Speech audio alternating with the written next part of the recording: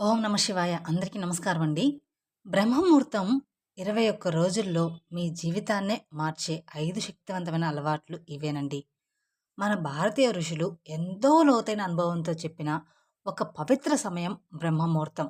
సాధారణంగా ఇది తెల్లవారుజామున సుమారు 4 గంటల నుంచి 5:30 మధ్య ఉండే కాలాన్ని మనం బ్రహ్మముహూర్తం అంటాము.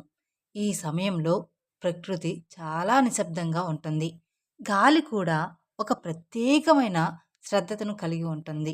మనసు అలజడి లేకుండా సహజంగా ప్రశాంత స్థితిలో ఉంటుంది. బయట శబ్దాలు తగ్గినట్టే మన అంతర్గత శబ్దాలు కూడా తగ్గుతాయన్నమాట. ఇదే సమయం మన ఆలోచనలు అత్యంత స్వచ్ఛంగా, బలంగా ఏర్పడే కాలం.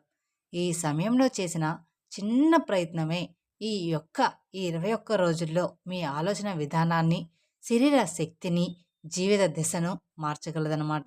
ఎందుకంటే ఈ వేళ మనసు చెప్పిన మాటను వెంటనే అంగీకరిస్తుంది. మంచి అలవాట్లు త్వరగా బలపడతాయి. చెడ్డ అలవాట్లు సహజంగా క్రమంగా తగ్గిపోతాయి. ఋషులు ఈ సమయాన్ని మనిషి తనలో తానే మాట్లాడుకునే పవిత్ర క్షణంగా పేర్కొన్నారన్నమాట. ఈ సమయాన్ని వృధా చేయకుండా సద్వినియోగం చేసుకుంటే మన భవిష్యత్తును మార్చే బీజం అదే సమయంలో నాటబడుతుంది. అయితే ఆ శక్తివంతమైన సమయాన్ని మీరు ఎలా ఉపయోగించుకోవాలి? బ్రహ్మముహూర్తంలో ఏ 5 అలవాట్లు పాటిస్తే నిజంగా జీవితం మారుతుంది? ఈ 21 రోజుల్లో మీలో ఏ మార్పులు కనిపిస్తాయి? ఇవన్నీ కూడా ఇప్పుడు మనం ఈ వీడియో ద్వారా తెలుసుకుందాం. కాబట్టి వీడియోని ఎక్కడా స్కిప్ చేయకుండా చివరి వరకు చూడండి. అలాగే మొదటిసారి మీరు మా ఛానల్ చూస్తున్నట్లయితే మా ఛానల్ సబ్స్క్రైబ్ చేసుకొని నన్ను సపోర్ట్ చేయండి. పూర్వం ఒక చిన్న గ్రామంలో రామయ్య అనే ఒక సామాన్య మధ్యతరగతి వ్యక్తి ఉండేవాడు. చిన్న ఉద్యోగం, పరిమిత ఆదాయం, డబ్బు కష్టం కన్నా ఎక్కువగా అతన్ని బాధ పెట్టింది ఒక్కటే విషయం: ఇంట్లో ప్రశాంతత లేకపోవడం. అతని భార్య సీతకు తరచూ ఆరోగ్య సమస్యలు వచ్చేవి. కొన్ని రోజులకు పిల్లలకి జ్వరం. ఇలా ఆసుపత్రుల చుట్టూ తిరగడమే సరిపోయేది. మందులు ఖర్చులు, అప్పులు ఇవన్నీ కూడా రామయ్య మనసును బాగా కుంగదీసేవి. మనసుకి కొంచెం ప్రశాంతత దొరుకుతుందేమో అన్న ఆశతో రామయ్య ఒకరోజు గుడికి వెళ్ళాడు. దేవాలయం ప్రాంగణంలో నిశ్శబ్దంగా కూర్చొని ఉన్న ఒక వృద్ధ సాధువుని అతడు గమనించాడు. ఆ సాధువు ముఖంలో ఉన్న తేజస్సు రామయ్య మనసును తాకింది. ఏదో తెలియని ధైర్యం కలిగినట్లుగా అనిపించింది. తనలో దాచుకున్న బాధలన్నిటినీ కూడా ఆ సాధువు ముందు వినిపించాలనుకున్నాడు. రామయ్య కళ్ళల్లో నీళ్లు తిరుగుతుండగా, స్వామి, నా కష్టాలకు అంతే లేదు. ఇంట్లో ఎప్పుడూ కూడా ప్రశాంతత ఉండడం లేదు. నా భార్య సీత అనారోగ్యంతో బాధపడుతూ ఉంది. పిల్లలకు తరచూ జ్వరాలు వస్తున్నాయి. మందులు, ఆసుపత్రులు, అప్పులు, ఏం చేయాలో కూడా నాకు తెలియడం లేదు. ఈ కష్టాల నుంచి నన్ను బయటపడ్డానికి ఏదైనా మార్గం ఉందా స్వామి అని వినయంగా అడిగాడు రామయ్య. అప్పుడు ఆ వృద్ధ సాధువు చిరునవ్వుతో రామయ్య వైపు చూసి మృదువైన స్వరంతో ఇలా అన్నాడు: నాయనా, మన జీవితంలో సమస్యలు కేవలం బయటివి కావు. మన దినచర్య, మన ఆలోచనలు, మన సమయం కూడా వాటికి కారణమవుతాయి. ముఖ్యంగా నిద్రలేచే సమయం చాలా ప్రభావితం చూపుతుంది. బ్రహ్మముహూర్తంలో నిద్ర అవ్వడం వల్ల శరీరం, మనసు, ఇంటి వాతావరణం మూడింట్లోనూ మార్పు అనేది మొదలవుతుంది. ఆ సమయానికి గాలి శబ్దంగా ఉంటుంది కాబట్టి ప్రకృతి మొత్తం నిశ్శబ్దంగా ఉంటుంది. మన మనసు కూడా ఆ నిశ్శబ్దాన్ని స్వీకరించగల స్థితిలో ఉంటుందన్నమాట. ఆ బ్రహ్మముహూర్తంలో లేచేవాడి ఇంట్లో ఎప్పుడూ కూడా లక్ష్మీదేవి నివసిస్తుందని మన పెద్దలు ఎప్పుడో చెప్పే ఉన్నారు. పెద్దలు ఎందుకు చెప్తారో తెలుసా? అది కేవలం నమ్మకం మాత్రమే కాదు నాయనా, అది అనుభవం కూడా. ఆ సమయంలో లేచి కాస్త ధ్యానం చేయండి, దేవుని స్మరణ చేయండి, శరీరాన్ని కదిలించడం వల్ల మనలోని నెగిటివిటీ మొత్తం కూడా తగ్గిపోతుంది. మన ఇంట్లోకి కూడా ఆ ప్రశాంతత అనేది ప్రవేశిస్తుంది. అప్పుడు అనారోగ్యాలు తగ్గే దారిలో పడతాయన్నమాట. అప్పులు పెరగకుండా ఆగుతాయి. మనసుకు ధైర్యం అనేది వస్తుంది. సాధువు మాటలు రామయ్య హృదయాన్ని నేరుగా తాకాయి. తొలిసారి తన కష్టాలకు ఏదో స్పష్టమైన దారి కనిపించినట్లుగా అనిపించింది. సాధువు చెప్పిన మాటలు విని రామయ్య మనసులో ఒక కొత్త ఆశ మొలకెత్తింది. కానీ అతని మనసులో ఇంకా సందేహాలు ఉన్నాయి. కాస్త ధైర్యం చేసి మళ్ళీ సాధువును చూసి ఇలా అడిగాడు. స్వామి, మీరు చెప్పేది వింటుంటే ఎంతో బాగుంది. కానీ నిజంగా బ్రహ్మముహూర్తం అంటే ఏమిటి? ఆ సమయం ఎప్పటి నుంచి ఎప్పటి వరకు ఉంటుంది? ఆ సమయంలో నిద్ర లేవాలా? లేచి ఏం చేయాలి? సాధారణ మనిషి అయిన నేను ఇది పాటించగలనా? అప్పుడు వృద్ధ సాధువు మృదువుగా నవ్వి రామయ్య భుజంపై చేయి వేసి ఇలా అన్నాడు. నాయనా, బ్రహ్మముహూర్తం అంటే కేవలం గడియారంలో చూసే సమయం కాదు. అది మనసు, శరీరం, ప్రకృతి మూడు కూడా ఒకే తరంగంలో ఉండే పవిత్ర క్షణం అన్నమాట. సాధారణంగా ఇది తెల్లవారుజామున సుమారు 4 గంటల నుంచి 5:30 గంటల మధ్యలో ఉంటుంది. ఆ సమయంలో ప్రకృతి నిద్రలేచినట్టే ఉంటుంది. కానీ ఇంకా కోలాహలం మొదలు కాలేదు. సాధువు మాటలు వింటూ రామయ్య పూర్తిగా శ్రద్ధగా కూర్చున్నాడు. అప్పుడు ఆ వృద్ధ సాధువు ప్రేమతో ఇలా అన్నాడు. నాయనా రామయ్య, బ్రహ్మముహూర్తంలో నిద్రలేవడం ఒక్కటే సరిపోదు. ఆ సమయాన్ని ఎలా ఉపయోగించుకుంటావో అదే నీ జీవితాన్ని మారుస్తుంది. నేను నీకు నీ జీవితాన్ని మార్చే 5 శక్తివంతమైన అలవాట్లు చెప్తాను. ఇవి కేవలం వినడానికి కాదు, 21 రోజులు నిజంగా ఆచరించాలి. ఇందులో మొదటి అలవాటు బ్రహ్మముహూర్తంలో నిద్రలేవడం. ఈ సమయానికి లేచే వాడి ఇంట్లో లక్ష్మీదేవి ఎప్పుడూ కూడా నిలుస్తుంది. ప్రతిరోజు తెల్లవారుజామున 4 నుంచి 5:30 మధ్య నిద్ర లేవాలి. అలారం కాదు నాయనా, సంకల్పం ఉండాలి. ఈ సమయానికి నిద్ర లేవడం అంటే కేవలం తొందరగా లేవడం కాదు. ఇది మన జీవితానికి దిశను చూపించే ఆత్మస్నానం నేర్పే అలవాటు అన్నమాట. ప్రతిరోజు కూడా ఇదే సమయానికి లేవడం వల్ల శరీర గడియారం సరిగా పనిచేస్తుంది. హార్మోన్లు మెరుగవుతుంది. అలసట తగ్గుతుంది. ఉదయం నుంచే ఒక తాజా శక్తి అనేది అనుభూతి కలుగుతుంది. ముఖ్యంగా ఈ అలవాటు మనసును కూడా బలంగా తయారు చేస్తుంది. సోమరితనం క్రమంగా పోయి పనుల పట్ల ఆసక్తి అనేది పెరుగుతుంది. ఇంకొంచెం నిద్రపోదాం అనే ఆలోచన మీద మీరు గెలవడం ప్రారంభిస్తారు. ఇదే నీ మొదటి విజయం అన్నమాట. 21 రోజులు నిరంతరంగా ఇలా లేవగలిగితే నేను చేయగలను అనే ఆత్మవిశ్వాసం నీలోనే పుడుతుందన్నమాట. ఈ ఒక్క అలవాటు మిగతా మంచి అలవాట్లకు పునాది అవుతుంది. జీవితంలో ఏ మార్పు కావాలన్నా ముందుగా నీ మీద నువ్వు గెలవాలి. ఆ విజయం బ్రహ్మముహూర్తంలో లేచే అలవాటుతోనే మొదలవుతుంది. ఇక రెండో అలవాటు గురించి సాధు రామయ్యను మాత్రమే కాదు, అతని కుటుంబంలో ఉన్న అందరినీ గుర్తు చేసుకొని ఇలా చెప్పాడు. కుటుంబంతో కలిసి మౌన ధ్యానం అంటే శ్వాసపై దృష్టి పెట్టడం ఎలా? రామయ్య, ఈ అలవాటు నువ్వు ఒక్కడివే పాటించాల్సింది కాదు నాయనా. ఇది నీ ఇంటి వాతావరణాన్ని మార్చే అలవాటు.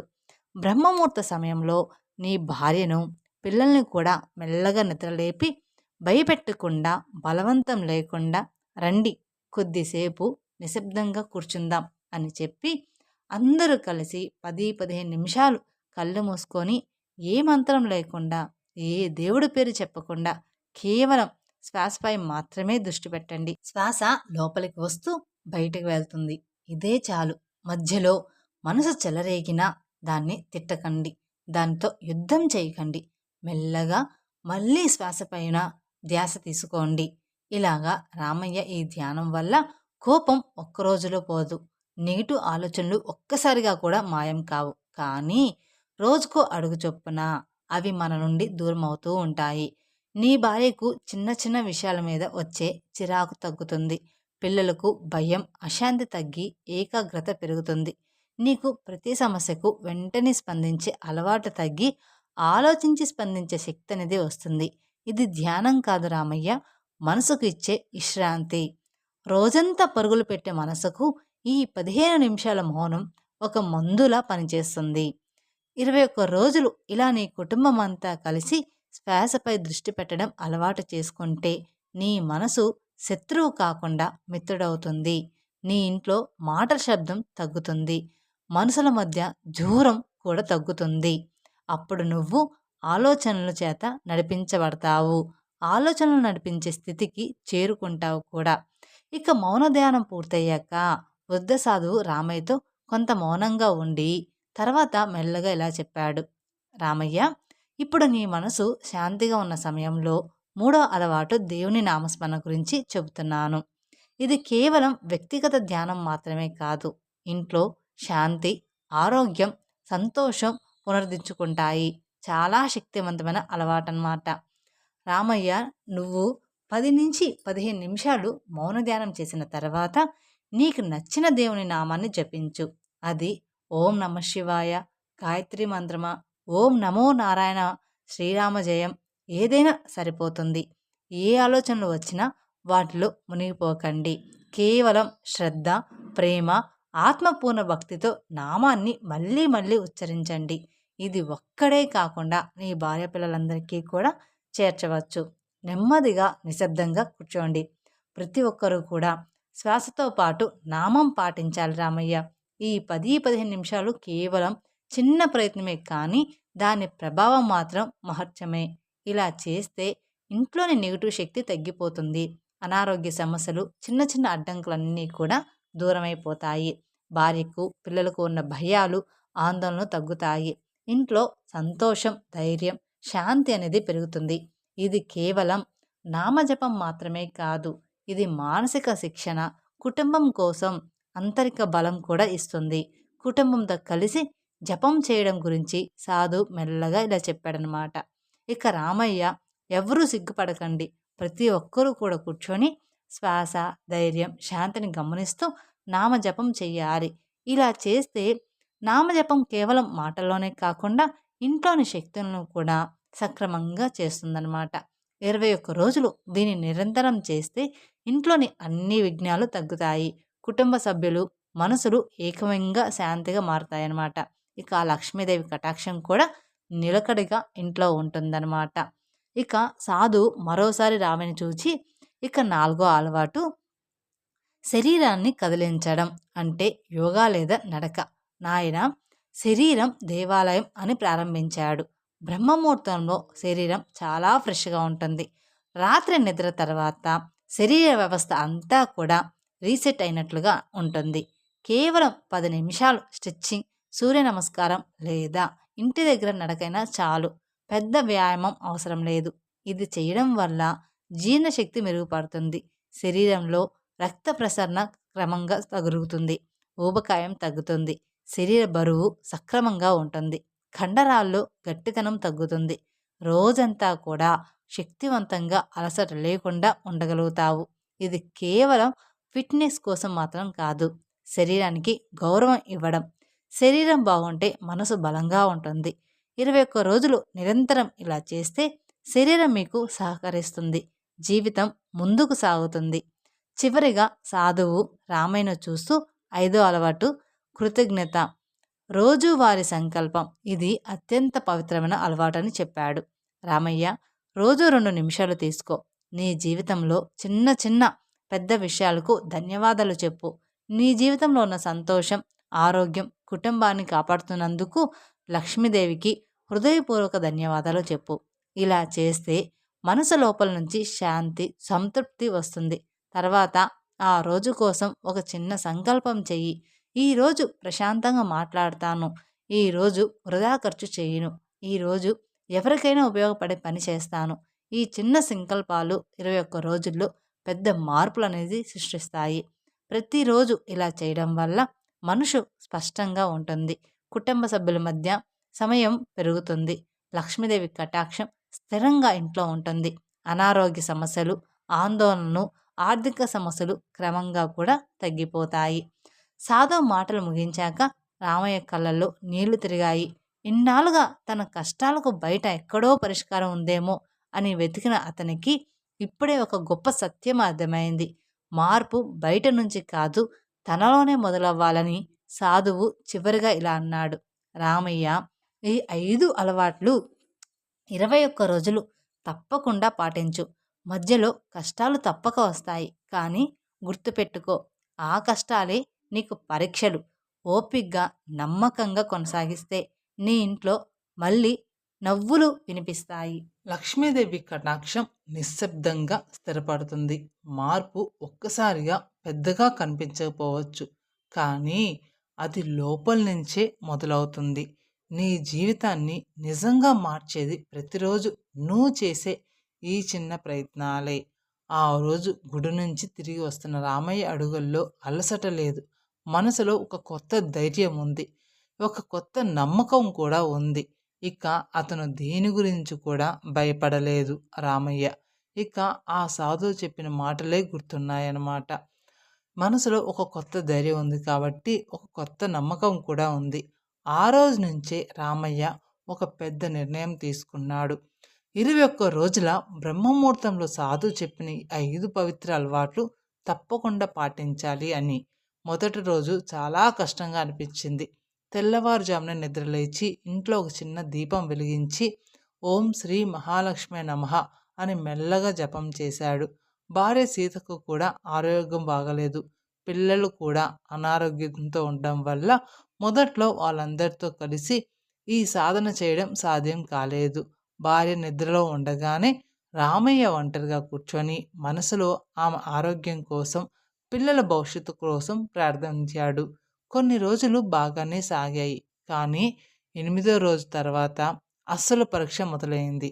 ఒకరోజు రాత్రి పిల్లలకు ఒక్కసారిగా జ్వరం ఎక్కువైంది. మొత్తం రాత్రంతా ఆసుపత్రులు, మందులు, భయంతో ఒక్క నిమిషం కూడా నిద్ర లేదు. ఆ అలసటతో ఉదయం లేవడం అసాధ్యంగా అనిపించింది. ఇలాంటి పరిస్థితుల్లో బ్రహ్మముహూర్తం ఏంటి?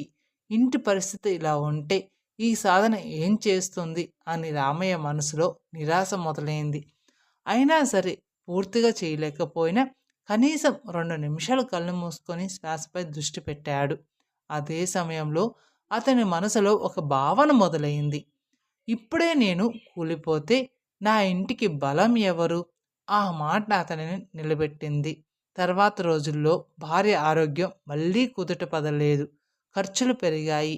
మనసులో భయం మళ్ళీ మొదలైంది. కానీ ఈసారి రామయ్య మారిపోయాడు. ప్రతిరోజు కూడా బ్రహ్మముహూర్తంలో నిద్రలేచి నా ఇంటికి శాంతి రావాలి, నా కుటుంబానికి ఆరోగ్యం రావాలి అని కృతజ్ఞతతో సంకల్పం చేసేవాడు. 15వ రోజు నాటికి ఒక చిన్న మార్పు అనేది కనిపించింది. భార్య ఆరోగ్యం పూర్తిగా బాగుపడకపోయినా ముందులా భయపడే స్థితి మాత్రం లేదు. పిల్లలకి కూడా క్రమంగా బలం అనేది వస్తుంది. 21వ రోజు పూర్తయ్యేసరికి రామయ్య ఒక గొప్ప సత్యాన్ని అర్థం చేసుకున్నాడు. లక్ష్మీదేవి అనుగ్రహం అంటే కష్టాలు ఒక్కసారిగా పోవడం కాదు, కష్టాలను తట్టుకునే శక్తి రావడమే నిజమైన అనుగ్రహం. ఆ శక్తితోనే రామయ్య డాక్టర్లతో ధైర్యంగా మాట్లాడగలిగాడు. ఖర్చులను జాగ్రత్తగా ప్లాన్ చేసుకోగలిగాడు. ఇంట్లో భయానికి బదులు నమ్మకాన్ని నింపగలిగాడు. ఒకరోజు రామయ్య అదే సాధువును మళ్ళీ కలిశాడు. కళ్ళల్లో ఆనందం కనిపించింది.